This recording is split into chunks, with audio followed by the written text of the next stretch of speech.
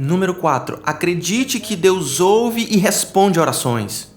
Deus realmente é aquele que concede, ouve e responde orações. E um dos nossos maiores problemas, diziam os puritanos, é que nós cristãos não cremos nisso. No Novo Testamento, a igreja orou para Pedro ser liberto da prisão. E de repente ele bateu na porta. A jovem serva ficou tão atônita que ela simplesmente não deixou ele entrar e disse: Pedro está na porta. Ela não esperava isso. E nós somos assim também, pedimos algo para Deus, ele responde e nós dizemos: não acredito que ele respondeu. Mas deveríamos crer. Uma das histórias que eu mais gosto é sobre uma igreja que tinha um bar como vizinho. E o bar era simplesmente uma bagunça, muita confusão ali. E ficava cada vez pior. E domingo, dia de culto, os irmãos chegavam para o culto e encontravam vômito na calçada e todo tipo de sujeira. E aquilo começou a incomodar a congregação e o pastor convocou: vamos orar, para que Deus de alguma forma lide com esse problema. Não demorou muito, veio um tornado que destruiu completamente o bar e deixou a igreja de pé. E o dono do bar simplesmente processou a igreja e o pastor. E ele disse: esse pastor e essa igreja oraram contra o meu bar. E o povo da igreja respondeu: nós não fizemos absolutamente nada. Ao que o juiz respondeu: este é o caso mais estranho da minha vida. Os descrentes acreditando na oração e os crentes não. Número 5. Busque a glória de Deus. Busque a glória de Deus ao orar. Você toma posse de Deus, dizendo em suas orações: santificado seja o teu nome. Quando você é consumido pela glória de Deus, isso se torna o coração das suas orações. E você toma posse de Deus. Devemos querer com todo o nosso ser os atributos e a glória de Deus em nossas orações. E veja bem, se nós fizermos isso, por exemplo, digamos que você está orando por um filho não convertido. Como você ora? Ore mais ou menos assim: Deus, o meu filho é um incrédulo. Deus, remove as escamas dos seus olhos para que ele veja a glória de Cristo de tal forma que ele possa se arrepender e crer. Abre o coração dele para que ele te adore com a adoração que o Senhor merece e faz dele um santo homem para a tua glória. Você está trazendo a necessidade de salvação do seu filho e a glória de Deus na mesma oração. E quando você ora assim, o que você está pedindo, na verdade, é que a glória de Deus seja manifesta de forma mais brilhante através da salvação do seu filho, e a fama de Deus, seu nome e sua glória serão levantados. Era assim que os puritanos viam, e na verdade essa é a própria visão bíblica. Quando Deus ameaçou que ele iria romper a sua aliança com Israel, o que Moisés disse? Deus, o teu nome está em jogo aqui. Salva esse povo, pois é o teu nome que está em jogo. É assim que se toma posse de Deus. Quando você ora, até por coisas pequenas, para a sua glória. E finalmente, número 6. Descanse com contentamento. Tomamos posse de Deus descansando com contentamento no Deus todo suficiente. Em oração.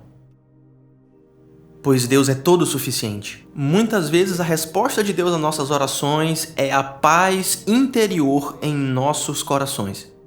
A presença do Deus de paz, como a Escritura diz. E este contentamento vale muito mais do que dinheiro.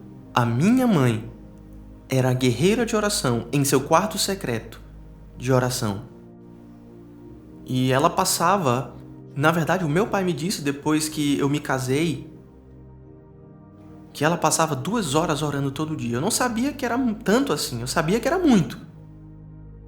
Mas eu nunca conheci outra pessoa no mundo que tivesse tanto contentamento o tempo todo como minha mãe.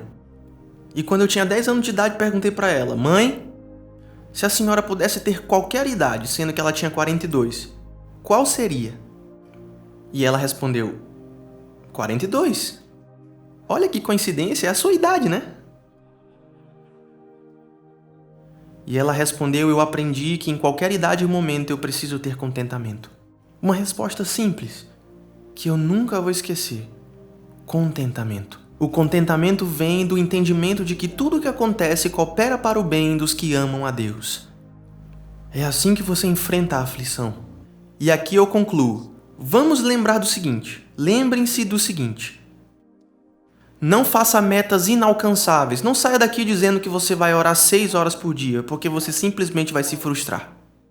Metas não realistas simplesmente fazem a gente desanimar e a gente se frustrar. Mas também não façamos metas pequenas, que nos faça pensar que Deus não pode nos transformar em intercessores. Deus transformou Elias em um guerreiro de oração. E Tiago, para o nosso conforto, nos diz que Elias era um homem sujeito às mesmas paixões que nós somos. Diga para Deus: me faz um Elias, Senhor. Um guerreiro de oração aos olhos de Deus. E em sua vida de oração, persevere, mesmo quando falhar, pela fé em Jesus Cristo. Thomas Watson diz o seguinte, ao escrever sobre oração e meditação, ele diz que em alguns dias a gente simplesmente vai falhar. E você medita, e você se sente mais e mais miserável. E ele diz que você simplesmente deve dizer para Deus: me perdoe por não estar do jeito que deveria hoje e me dê a força para conseguir amanhã. E vá em frente. Mas não desista. E se você falhar, levante-se e continue. Não importa onde você está em sua vida espiritual, o maior perigo é você parar e se tornar cúmplice da sua falta de devoção a Deus. Persevere pelo prêmio e o alto chamado de Deus em Jesus Cristo. E quando as orações não estiverem fluindo, você pede perdão a Deus e volta à oração diante dele. Vamos orar. Grande Deus do céu, nós confessamos nossa culpa de não valorizar a oração